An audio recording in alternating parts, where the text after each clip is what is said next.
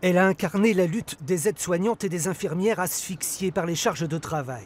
Son action aux Opalines dans le Jura est sans doute à l'origine du plan d'urgence présenté par le gouvernement. 430 millions d'euros investis dans les EHPAD, 20 000 postes, Anne-Sophie Pelletier a refait le calcul. Il y a 7800 EHPAD en France, donc ça veut dire qu'il n'y aura même pas un soignant supplémentaire par an par EHPAD. Donc pour moi, c'est largement insuffisant. Dans cet EHPAD près de Montbéliard, la directrice a bien entendu elle aussi l'annonce de la ministre de la Santé.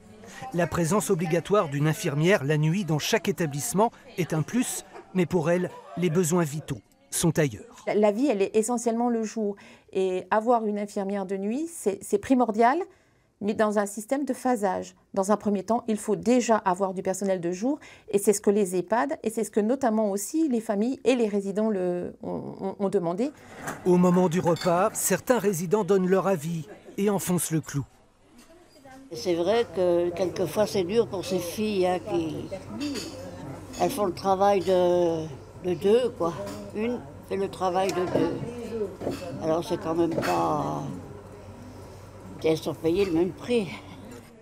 Autre proposition du gouvernement, la télémédecine censée limiter les déplacements des personnes âgées. Une mesure plutôt bien accueillie par la directrice. Parfois c'est compliqué, ça fatigue les résidents. Nous, on n'a personne pour les accompagner. Donc la télémédecine, notamment sur des pathologies très spécialisées, peut être efficace. Et je pense que c'est une bonne démarche. Une démarche qui ne fait pourtant pas l'unanimité, surtout du côté des soignants. Ça va augmenter les coûts sur l'installation, ça va coûter combien? Et qui va être formé à accompagner les personnes âgées pour ces consultations médicales par écran interposé? Ça, on ne le sait pas. Donc je rappelle que pour moi, la télémédecine, c'est encore enlever du soin et de l'humain, surtout de l'humain vis-à-vis de nos personnes âgées. Aujourd'hui en France, le taux d'encadrement dans les EHPAD est de 0,57 soignants pour un résident. Par comparaison, en Belgique, il est de 1 pour 1.